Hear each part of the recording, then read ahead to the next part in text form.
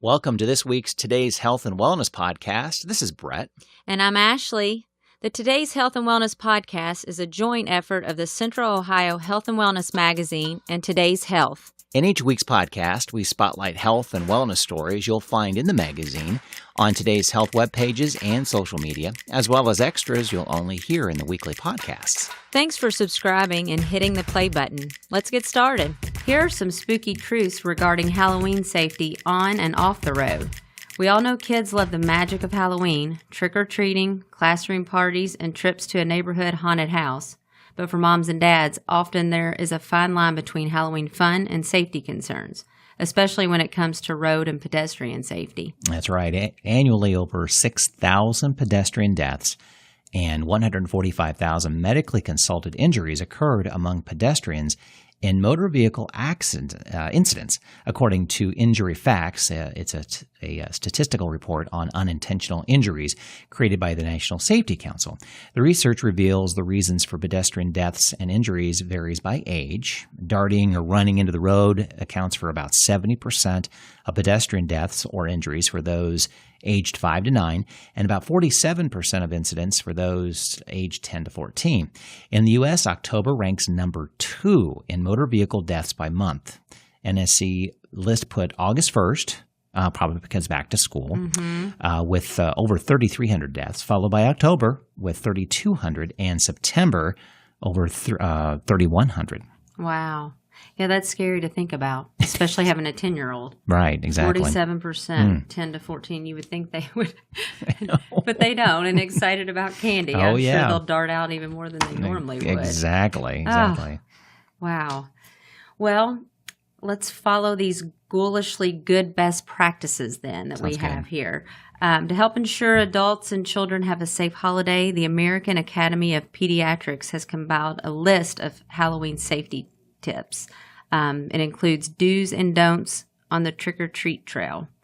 A parent or responsible adult should always accompany young children on the neighborhood rounds, of course. Makes sense. Absolutely. If your older children are going alone, plan and review the route that is acceptable to you. Mm-hmm. And cross your fingers that they listen. That they really go, yeah. No.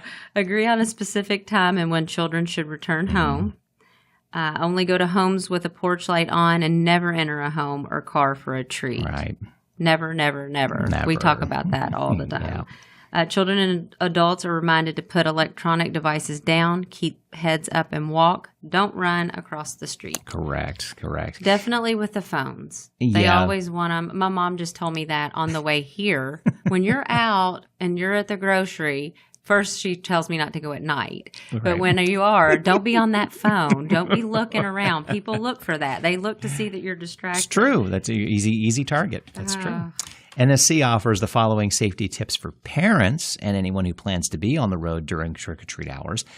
Some safety tips for motorists. Watch for children walking on roadways, medians, and curbs. It might be a good idea, too, to kind of be familiar with when trick-or-treating hours are in your town and neighborhood as well, too. So you are really maybe decide not to go out at that point in time. Right. But be aware that it's going to happen at that hour and a half, 2 hour period. Mm-hmm. Enter and exit driveways and alleys very carefully. At twilight and later in the evening, watch for children in dark clothing. Yeah, well, there's some more. Instruct your children to travel only in familiar, well-lit areas and avoid trick-or-treating alone. Tell your children not to eat any treats until they return home, so you can check them all out. And teach your children to never enter a stranger's home. Again, never. Exactly. For the costumes, all costumes, wigs, and the accessories should be fire retardant. I think anything you purchase right now probably is. If it's homemade, that's a little bit different, though. If children are allowed after dark, fasten reflective tape to their costumes and bags and make sure they're visible. I know one year we took our dog along for trick-or-treating, and we hung like one of those reflective things around his neck and such. But it was really good because there was one, of course, there's always this one that has to dress up as a zombie, and they really act the part. Right. And, of course, our son at that time was young enough that it kind of freaked him out when he saw this guy coming, and our dog just tore into this guy. Oh, did he? And of course, our son's like, thanks, Miles. Yeah. Good So we really like, exactly, yeah. And the guy playing the zombie got a little freaked out too. I was like, come on, let's quit messing around. When buying Halloween makeup, make sure it's non-toxic and always test it on a small area first before you apply. And remove all makeup before children go to bed. Prevent skin and eye irritation. Yes, I know all about that.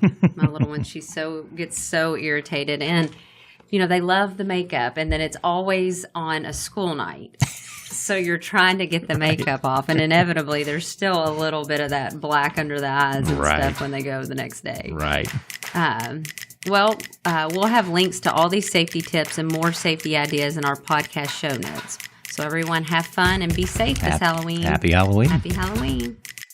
Thanks again for listening to this month's Today's Health and Wellness podcast, brought to you by Central Ohio Health and Wellness Magazine and Today's Health on Facebook, theblitz.com, 1039jackfm.com, and WMNI.com. Contact us if you have a health and wellness segment you would like us to cover. If you would like to talk about sponsoring our podcast, our contact information is on the podcast notes. We look forward to hearing from you. Circle270media.com